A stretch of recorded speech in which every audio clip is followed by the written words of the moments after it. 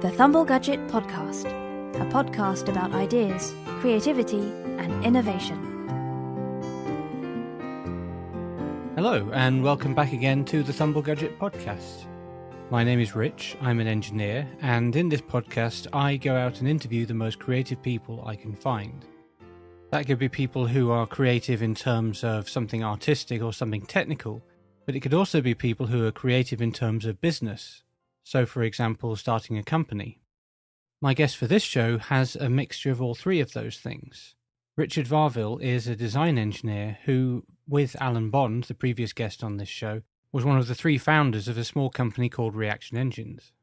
I wanted to find out a bit more about Richard's early career, and in particular I wanted to know what inclines a young professional engineer in a safe job to leave and set up his own company. A company to design and build an engine for a spaceplane that doesn't even exist, and the spaceplane being designed to service a market that doesn't even exist. In this conversation we talked about all that, as well as more generally about the philosophy surrounding creativity. It turns out that whilst both Alan and Richard are very modest about their achievements and the extent of their knowledge, when you sit down with either of them over a pint you are guaranteed a very interesting conversation. Here's the interview. So anyway, thanks for agreeing to do this. So what I wanted to start with is get some idea of where you started in terms of being an engineer. Did you always want to be an engineer? Well, I wasn't one of these kids that was sort of driven from an early age to want to do anything in particular, really. My dad was a naval architect, and then he was, but he didn't practice for very long, and then he set up his own small business when he was about 30, which was quite successful. So I guess the idea of setting up a business was always sort of there in the background as something that I would probably do at some point in my career.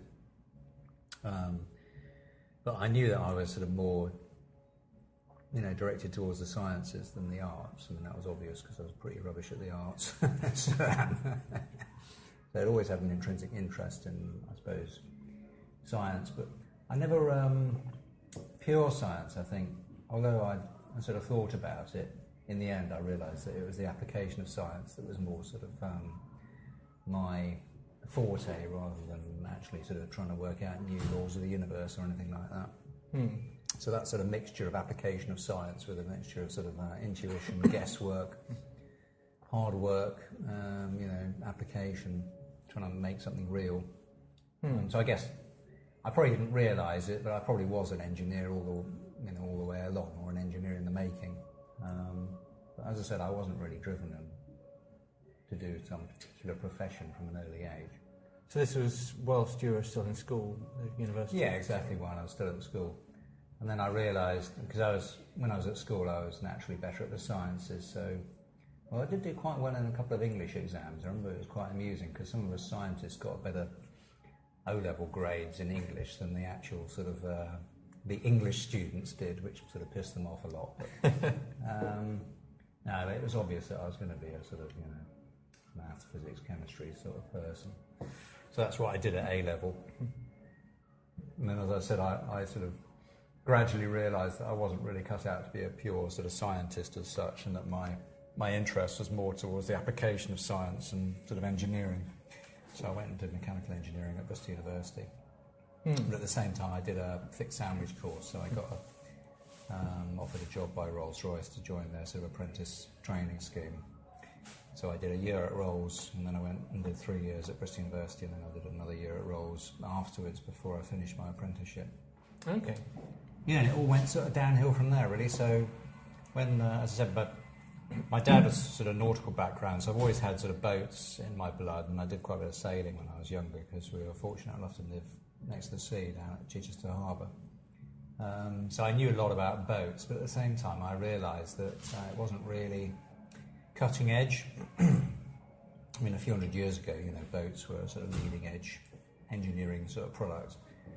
But their day has sort of come and gone, and whilst obviously there's still a shipbuilding industry and all the rest of it is just a bit of a past technology in the same way that sort of wheeled vehicles are and things like that. And aviation was, high technology, leading edge, the powers, speeds, temperatures and pressures were all that bit higher and more exciting. So But what this tells me, of course, is that you're looking for a place where you can be an engineer, but you can do new things rather than just perpetuate existing ideas.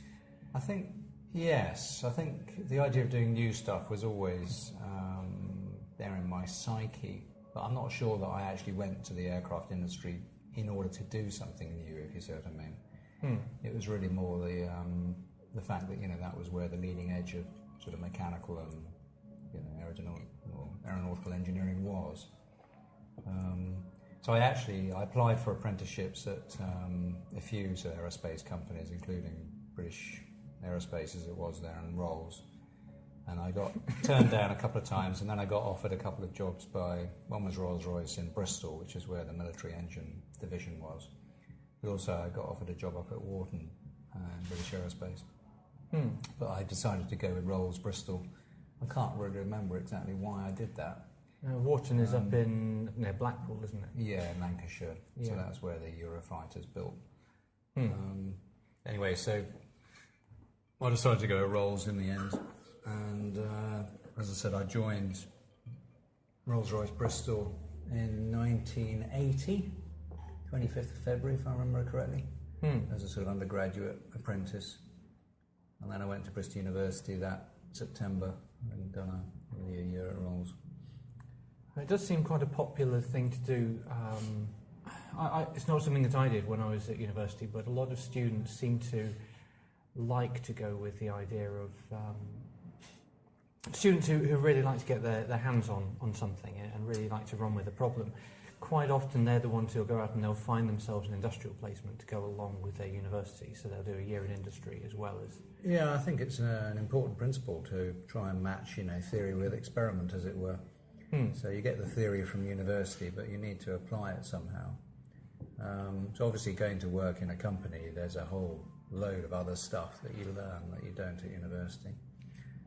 Things like rubbing along with other people, for example, and working in teams and all that sort of thing. It's obviously not all about equation and sort of intellectual thought. A lot of it's about just sheer hard work and getting on with people and etc. Looking back at my time at university, I didn't have any work experience at the time. I had summer jobs, but I didn't have a placement or anything. And by the time I got to the end, got into the fourth year of my course, I was feeling that. So I wanted to do something relevant. And I was very keen to finish my time at university and get into a job. So I'm saying these things because what I have in mind with these interviews is, if you're a young engineer or a young potential scientist or entrepreneur, trying to think of what path your life or your career is going to take, then what could be useful to you to know from people who've already gone there. I think to be a good engineer, you need to if you want to try and design something, you've got to sort of understand the problem in the round, and to do that, you need much more than theoretical knowledge. You need to actually gone out and tried stuff, built stuff, and broken stuff, and got your hands dirty and all that sort of thing. And only that way can you actually learn, what the materials are like that you're dealing with, and what the sort of a lot of sort of practical aspects of engineering are like.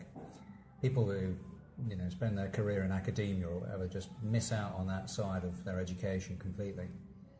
I think one of the things that I have learned is that by actually going out and trying to tackle a difficult project in the round, all aspects of it, that really teaches you a hell of a lot about engineering. It makes you a far more effective engineer than it would be if you were, just very good at solving differential equations or whatever. Yes, I would say that people who are very good at a very specific theoretical area are useful, but I don't think that necessarily they're going to be the ones who are the creative ones who are trying to come up with a new way of doing things, because what you're saying there, you need quite a wide base of understanding in order to... I think you do, yeah. To explore. So, coming back to your career then, so you started working at Rolls-Royce, and you came in presumably straight after university. You were then working there. So, did you say you started at Bristol?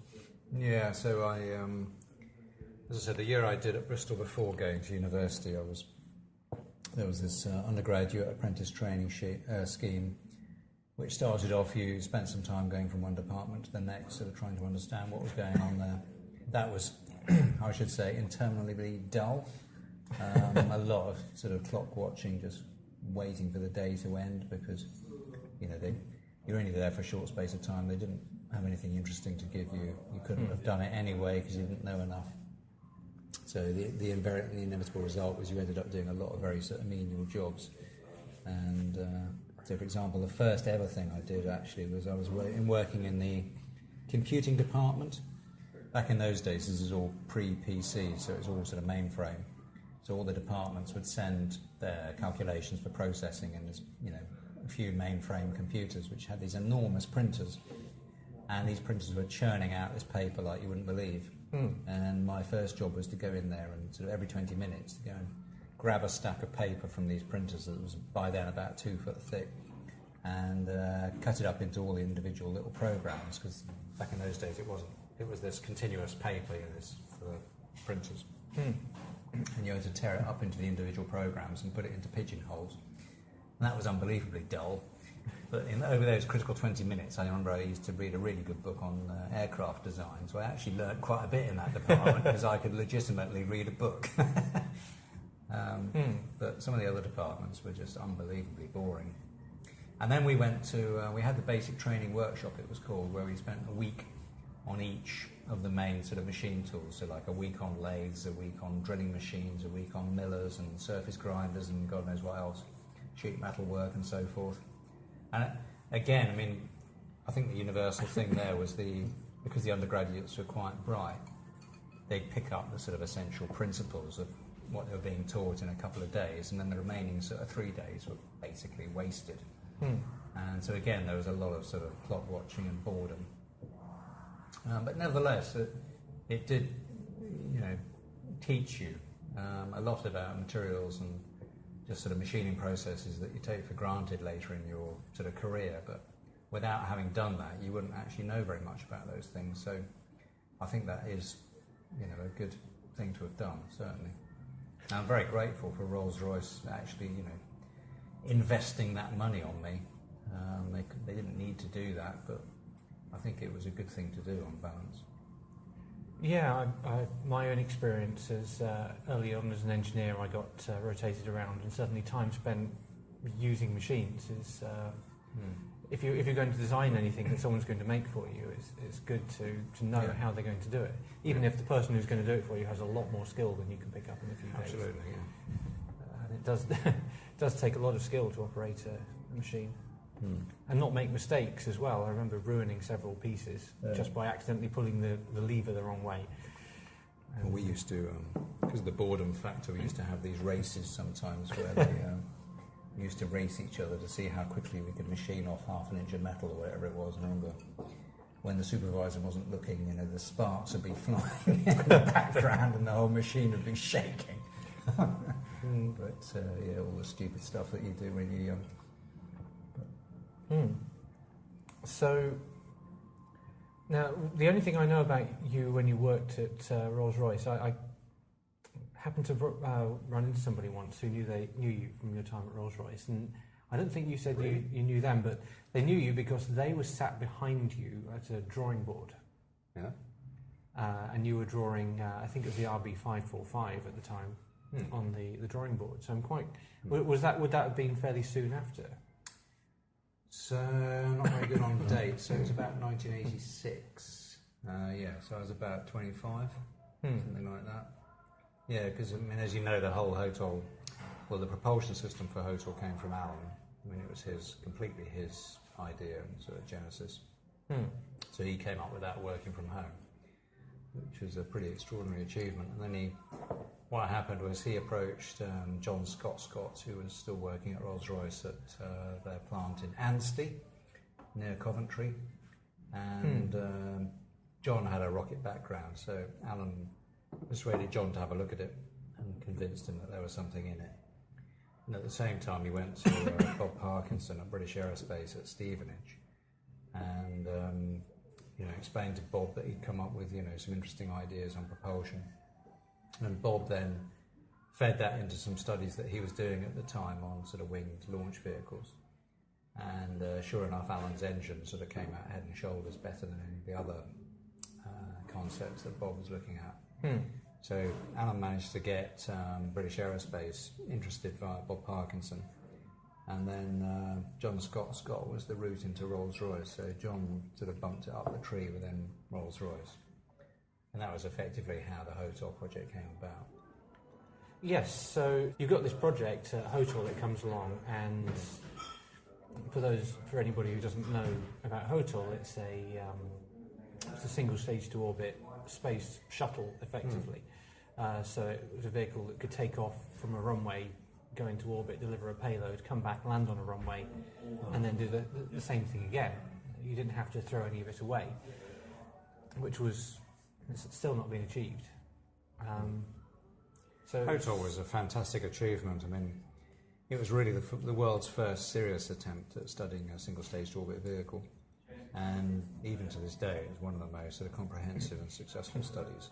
I mean, certainly better than anything that's taken place in the States, for example, or closer to realisation than the American projects have been. Despite the expenditure, I mean, it's a classic British story, very good sort of fundamental principles and highly creative, far too little money behind it, but nevertheless, in terms of value for money, much, much better than anything that's taken place in the States.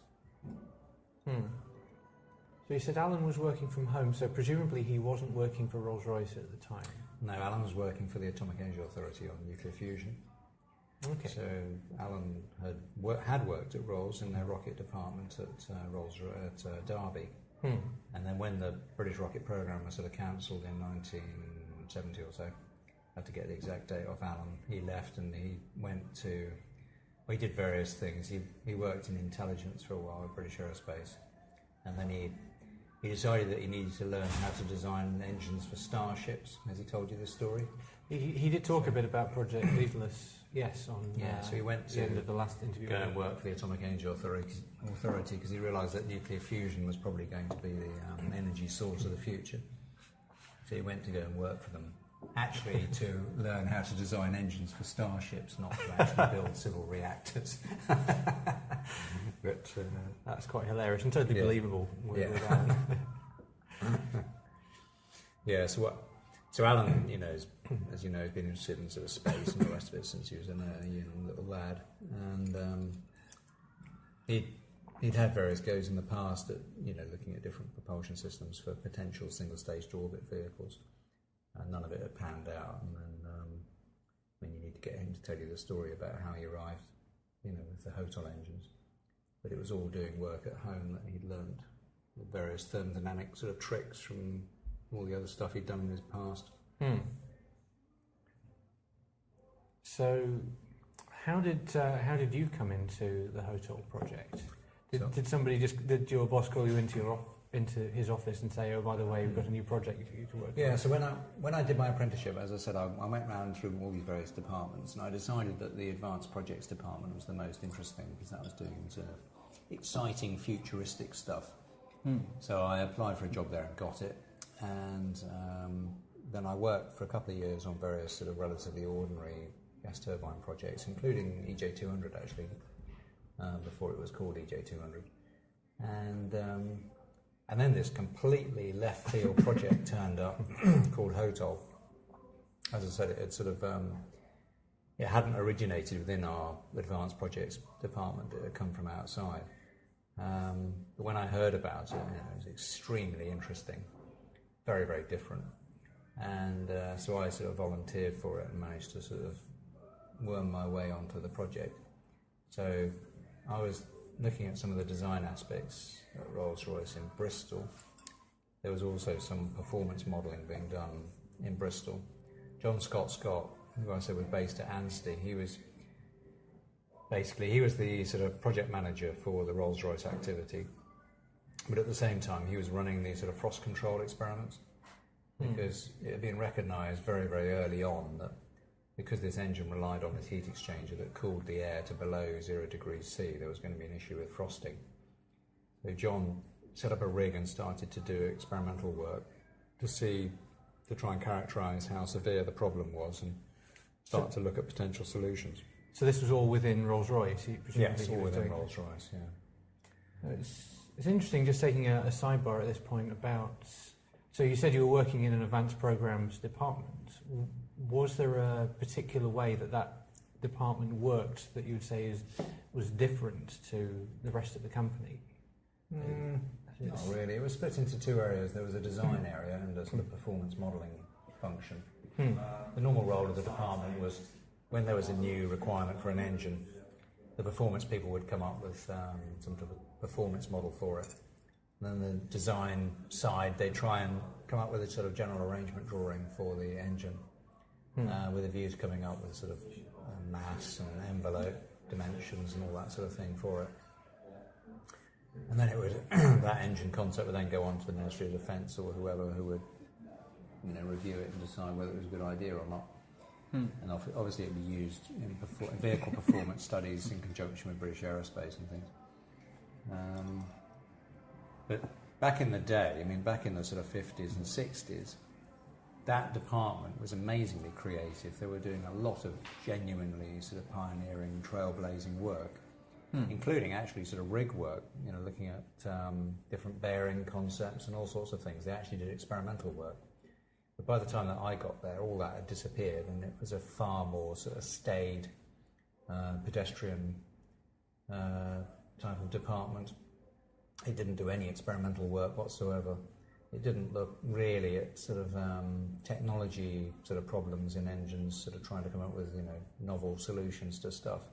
It was all pretty boring, to be quite honest with you. So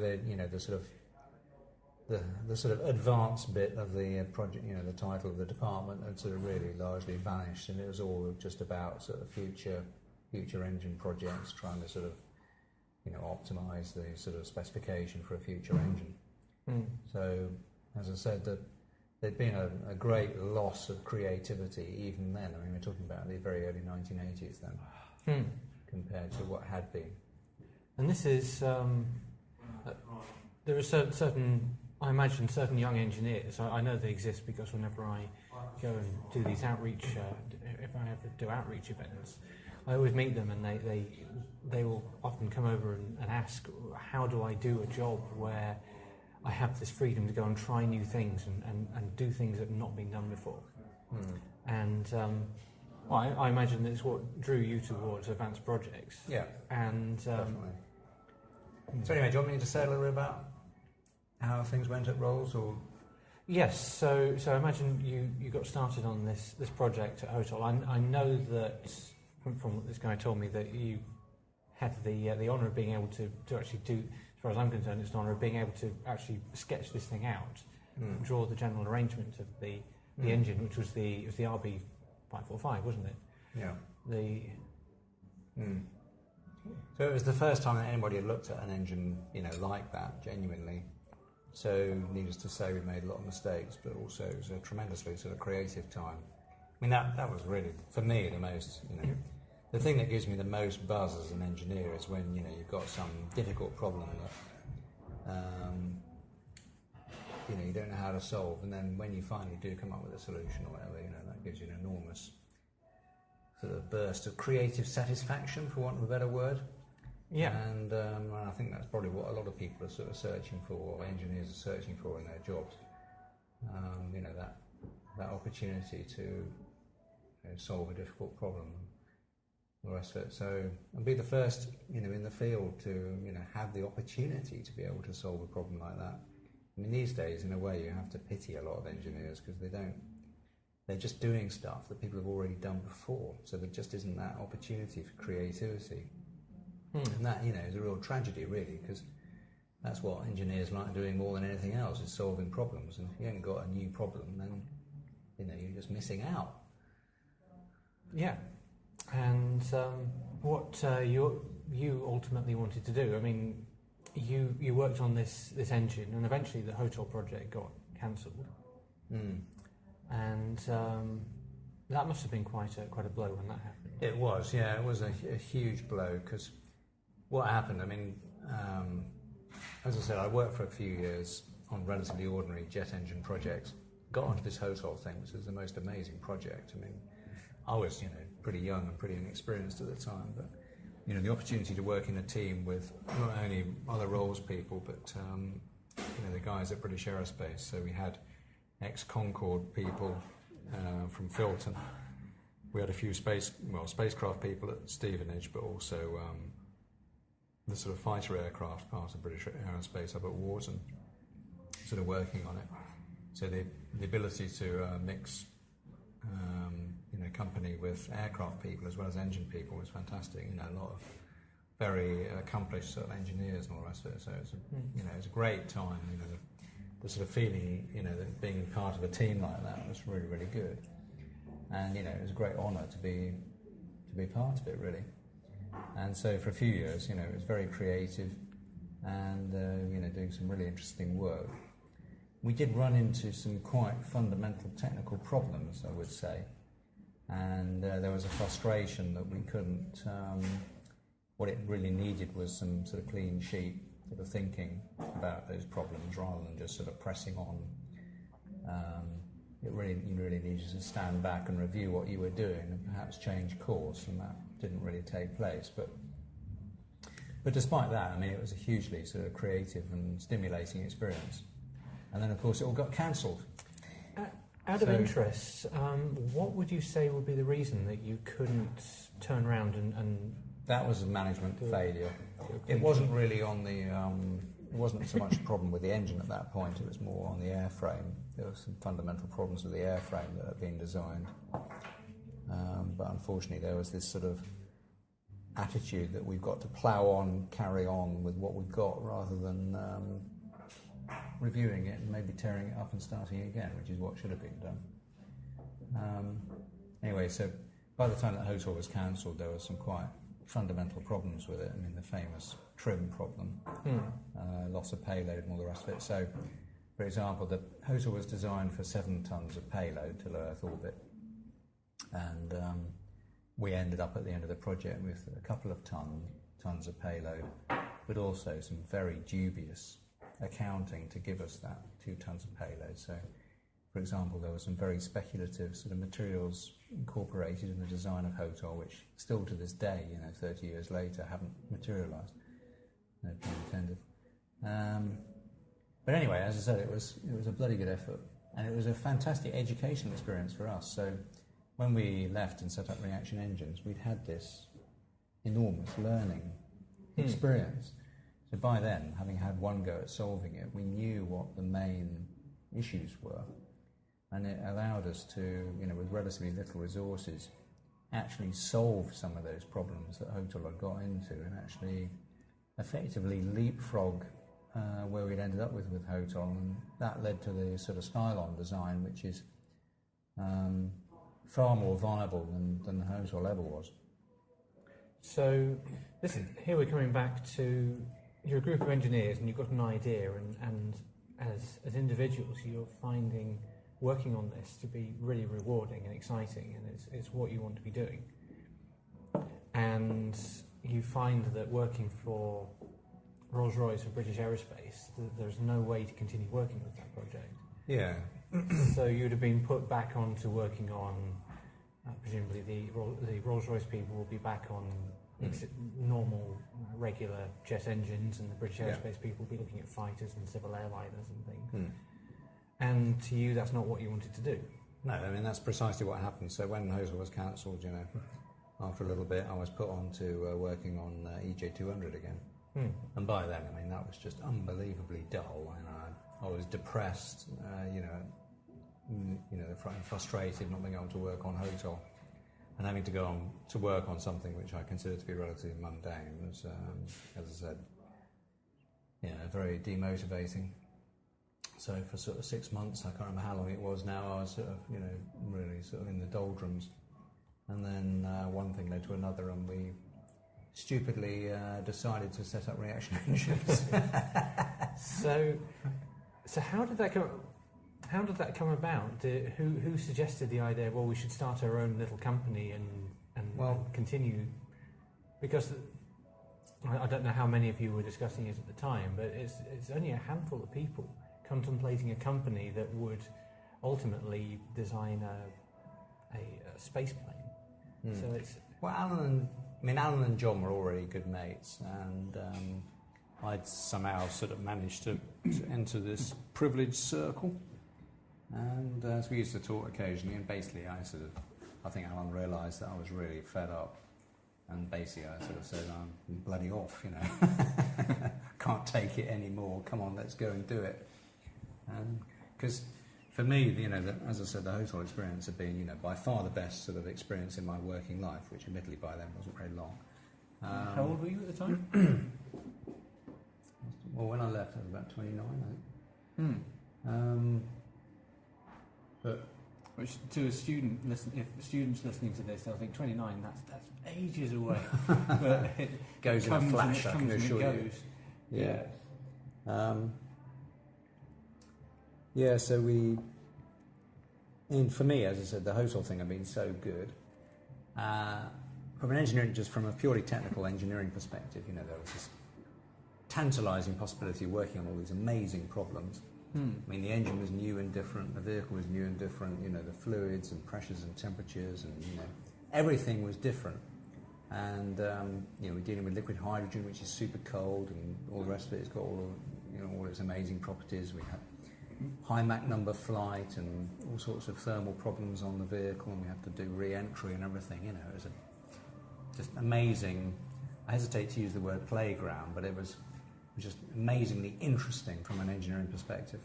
I think playground is the right word, to be honest. When you're in that creative zone, at least I find this in terms of engineering, it becomes fun.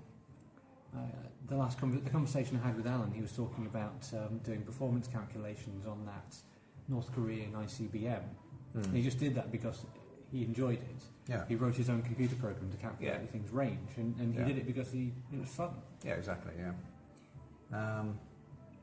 But then not only was the engineering really interesting, but the overall concept from an operational and sort of commercial viewpoint was also so amazingly right. As you know, current access to space still to this day is, each flight into space is many tens of millions of pounds. Typically 100 million, that sort of order. And yet, by bringing this technology into fruition, we were going to bring the cost down by an order of magnitude and improve the reliability by probably 2 or 3 orders of magnitude. So it was something that the world wanted. It didn't know that it wanted it yet, because it didn't know what was possible. So unlike a lot of other sort of British aircraft projects, this one looked on paper as though commercially it could be a real winner.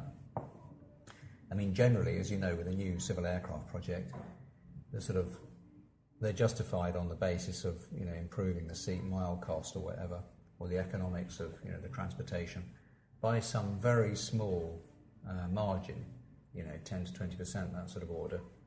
Whereas this was going to make a difference by a factor of 10 or so. So it was completely different. Very, very bold. I would say it's entrepreneurial. Yeah, it was going to change society, clearly. This was going to change the world. If we could bring this off, this was something that would actually put UK engineering back on the map again.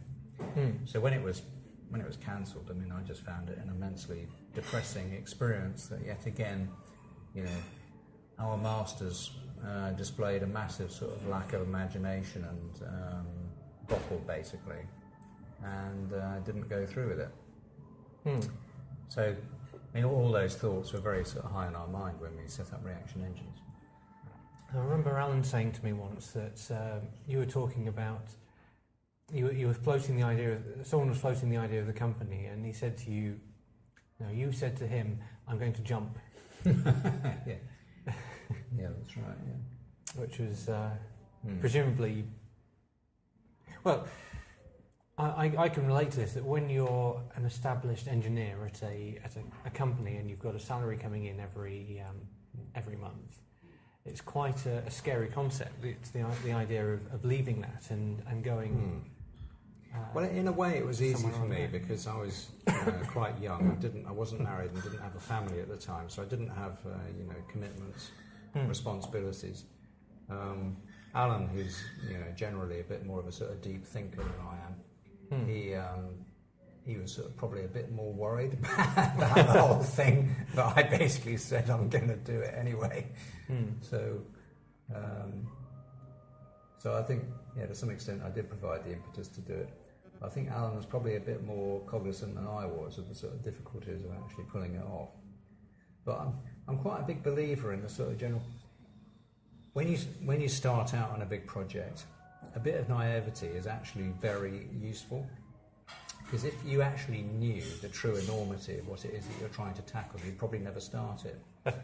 And as a result of that, a lot of projects, that have succeeded would never have actually come about. So I do think that a degree of naivety is actually quite a useful property. That's quite an interesting thought.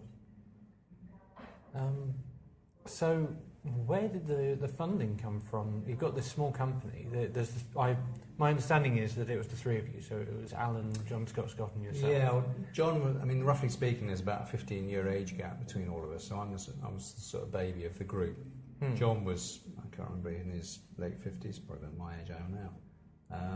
So we didn't have all that long to run until he retired from Rolls, and of course he was married and all the rest of it. And sadly, he's no longer with us. Indeed. So John basically decided he was going to work his time out at Rolls-Royce. So he used to, even though the company was set up between the three of us, really it was just myself and Alan that set out and started working full time on, for the company. John used to turn up and, review what we were doing and, pass on the benefit of his experience and come up with, useful suggestions and all the rest of it. But certainly to begin with, it was mainly, Alan and I were doing most of the work. And working from home, my understanding is. Yeah, back in those days, the sort of PC revolution was just in full swing. So we went out and bought the two most powerful PCs of the day, which were Amstrad machines. And mine was an Amstrad 1640 that sported twin floppy drives, the old sort of 5 1/4 inch discs. I'm just about old enough to remember those. Yeah, but of course that was, as I said, that was a revolution compared to what had taken place, compared to what was before, which was pretty well nothing. These were monstrously powerful machines. And all of a sudden, an engineer that knew, broadly speaking, what they were doing, could write a computer program that would allow you to sort of calculate a huge amount, more than, engineers a decade ago before could without access to a mainframe. So all of a sudden, a couple of guys working from home could actually sort of take on a sort of project, or at least do calculations on a project that just wouldn't have been practical, a decade before. It's a thing that even I didn't... I started to take it for granted when I was in university, but even more so since I've been working, is that engineering always starts with hand calculations, and then you can massively increase the amount of data you can crunch with these hand calculations, increase the sophistication by writing simple computer programs or even using Microsoft Excel, creating spreadsheets. And it's amazing how much people think to be an engineer you need all of these really special tools and everything, but it's really just a case of reading the right textbooks and then doing some basic maths. Absolutely. I'm a big believer in hand calculations. That's still the way I work, not just because I think I'm a fuddy-duddy, but I think that without, going in at a low level and doing those initial basic calculations, you just don't develop a feel for the problem that you're trying to solve. People that tend to go in and dive straight into some very sophisticated FE analysis or CFD analysis are just missing out on that because they just don't understand, the order of magnitude sort of type stuff, and often sort of shoot off as a tangent without understanding the fundamentals. So you have to match the degree of sophistication in your modelling to the level of knowledge that you've got about the problem it is that you're trying to solve. Trying to go in too deep, too early, invariably results in a mess, in my experience. It makes it much harder, I think, to be able to turn around and try something different as well. If your tools or your approach are predicated on... The more sophisticated your tools are, the more they're going to be predicated on a certain approach to the problem, and the solution, an innovative solution, might come at it from a completely different angle, and you need to be able to build from scratch or start from a clean sheet. So, speaking of drawing from a clean sheet, then, so you're working at home from. You have one of these computers. You have presumably you've got yourself a drawing board because everything was paper back then, and. So I bought a second-hand drawing board from Rolls-Royce. It was one of the ones that they were throwing out for 30 quid, I remember. Had these amazingly heavy counterweights on it that I remember sort of rolled around in the back of my car as I drove home. And I can't actually remember how I got it home. It was quite a big thing, actually. And fortunately, the house I was living in had quite high ceilings because it was one of the sort of pantograph-style drawing board, and it had a very heavy counterweight at the top. Okay. So you needed quite a high ceiling to actually use a drawing board like that. So that was what I did my drawings on. They're still kicking around somewhere in the office. Yeah, and so I'm curious though, how were you able to eat? How are you able to pay the bills during this phase of the... It was a very low rent sort of existence. So, as I said, I wasn't married and I didn't have a family, so my outgoings were quite small. But I bought this house in part of Bristol called Montpellier. It was quite a big house, and it was one of the sort of more seedy parts of Bristol. So you could get more for your money. And having bought the house, I then got a few lodgers in. It was great. So effectively they covered the mortgage. And so my outgoings were really, really tiny. I mean, I did gradually sort of drain down my finances. And after a few years, I did in fact have to go and get a job working for someone else for a bit to make ends meet. But for a few years, I was able to survive with very, very little income at all. And eventually, you and Alan ended up finding an investor, I believe, and being able to get office space. Well, the first significant investor we got was a guy called Paul Portelli, who he was actually an artist, but he'd wanted to be an engineer earlier in his career, but ended up being an artist. And he'd set up a company called World's End Tiles in Chelsea, making sort of expensive bathroom tiles for sort of wealthy people in London. And he'd taken an interest in us. I don't recall how he actually found out about us, but he had this showroom in Chelsea, and he'd had this big Skylon model made, and it was hanging in the roof. And so he was a great sort of ally. And then what happened was he was on our board and all the rest of it, and he sort of was approaching retirement age, and he decided to sell his company, which he did for quite a lot of money to Saint-Gobain. And then he suddenly found himself, multi-millionaire, and he went out and he bought himself various aeroplanes and things, and also decided to invest in reaction engines, which he did largely for his grandchildren, because he realised that he wasn't going to see a return on his investment in his lifetime.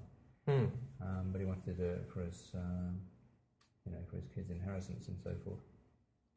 Well, I talked to something I mentioned to Alan. We were talking about Project Daedalus at the time, but I mentioned the idea of cathedral projects, like the idea that cathedrals take several centuries to build, and somebody who decides to embark on building one knows they're never going to see the finished one. Yeah. And that's not the case for us. We need to be optimistic in the case of Skylon, but so that allowed us to, and that was when we moved to Culham, and we started off. One of the things that we discovered was when we went around talking to people about Skylon and Sabre and all the rest of it, there was a huge amount of interest in what we were doing. But to professional people, the heat exchanger in the engine was deemed to be a very risky and dodgy sort of bit of equipment and off-putting. So we decided that when we got this investment, that was where we had to spend the sort of lion's share of the investment, was actually solving the pre-cooler sort of problems. Which I will say was quite intimidating, because it was difficult. in particular, there were sort of two main issues. One was how you make it. So you've got to deal with thousands of very thin wall tubes that you've got to join into headers with sort of leak tight joints and the rest of it. And get all the sort of structural aspect of that right. And the other issue was how we manage the frost control problem. And so both of those two, I'd say the frost control was probably slightly more difficult. So we made this wind tunnel out of bits of air conditioning duct and things that we could sort of beg, borrow and steal. So it was the world's smallest and slowest and generally sort of crappiest wind tunnel. And it had a test section about 6 inches square, and we started doing experiments in there to try and understand how the hell to solve this frost control problem. And effectively, Paul's investment got us to a point where we actually did solve it. And on the strength of that, we managed to secure further investment off Nigel MacLeod-Scott, who is now our present chairman. So Nigel is even more wealthy than Paul, and so he was able to sort of up the ante on the amount of investment. And Nigel's investment effectively carried us through to the successful pre-cooler sort of demonstration in 2012. So the interesting lesson I hear there for the entrepreneur is that if you have to demonstrate that you mean business before people will. Trying to attract investment is extraordinarily difficult, particularly for a project like this, which is long time scales. Yes. I mean, it's got everything in it that a financier doesn't want to see. So it's high technology, and it's a high commercial risk, and it's long time scale. So it's extraordinarily difficult to find investment for something like this. And it's saying that we can meet this market that doesn't exist yet. Yeah, exactly. Which so all the potential political pitfalls, because of course, a project like this becomes, sort of international football for politicians to play with and use as a sort of bargaining chip. So it's got loads of issues. So I guess to finish this off, I think I could ask you, if you're looking to employ a young engineer straight out of university, or there's a young engineer going into university, just finishing university, and they want to work on a really exciting project, what would you suggest that they do? Blimey. Where should they go? Well, obviously you've got to find a project. Get on the internet and start having a look around, I suppose. That's what I would do. See what's going on. Obviously the developments in... mechanical engineering, to quite a large extent, is a bit of a sort of busted flush, really. There isn't, a great deal of innovation going on. But computing, electronics is still very much in the fore. I guess the thing about reaction engines that is different is that it's breathing new life into mechanical engineering, because the work that reaction engines has done on the pre-cooler is doing mechanical engineering that's not been done before with its heat exchanger. It's a bit like the electronics revolution with transistors almost. You could say that transistors are a spent force, but at the same time, this is if you're in a situation where you've only got a few transistors on a circuit board, then yes, you need to move on to the microchip, and then a whole new set of possibilities open up. So I think that's exciting. But you're saying yes, as an engineer, then yes, it seems at the moment the software industry and IT and that seems to be where a lot of innovation is going on at the moment. Obviously, so biochemistry is going to be, genetic engineering and all that sort of thing is going to be a massive area one day. I could imagine, future generations, that's going to become an extraordinarily exciting and productive field. So, I think there's always going to be innovation. It's just a case of finding your project, finding where you want to work. And the other thing I take from what you've told us is that be willing to take a risk and jump from the safe job into something that seems exactly. certain. Yeah, there's very sort of philosophical stuff I've seen people write about. The importance of having a go, taking a risk. One of the things, it's easy to, as I said, I was probably quite naive when we started out and set up Reaction Engine, which I think was quite a good thing, really. If I'd actually sort of seriously tried to assess all the risks and all the rest of it of doing it beforehand, I probably would never have done it. Actually, it's worked out quite well. But it could easily have blown up in our faces, of course, and very nearly did on several occasions. I think one of the things that people overlook when they sort of assess their chances of success, it's very easy to, these days there's a real sort of risk-averse culture in society, which I hate. I think that, risk management, I suppose, is quite, it is a good thing and all the rest of it. But risk is, it's an ordinary part of life. You can't live life without risk. And in fact, taking considered risks, I think, is a good thing. So, I don't know where I was going with that. But yeah, one of the things I think people overlook is when they're assessing, some new project or opportunity or something, looking at the risks. It's easy to look at the sort of negatives of what might go wrong, but what they often overlook is what might go right. What serendipitous events could happen to you along the way to help you succeed. Because when you actually set out in a project and try and do something new and interesting and different, often what happens is other people get drawn to the project because they find it interesting as well. So what I'm trying to say is you tend to, once you've got a project, people are drawn to it, and that then increases the chance of it succeeding. So that's sort of one of the things that doesn't appear on people's risk register. The sort of good things that will happen along the way to help make it happen. Yes, I'm a big believer in the idea that creativity is risk, and if you eliminate all risk, you eliminate all creativity. Right. You can't invent anything new if you've already planned it all. Yeah, exactly.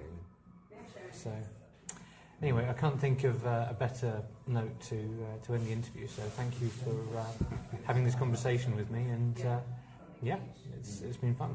Okay, well, thanks very much. So that's all we have for you this time on the Thumblegudget podcast. For now, this is just going out on YouTube, so do click like, subscribe, leave me a comment if you'd like to give me some feedback, and I'll see you next time.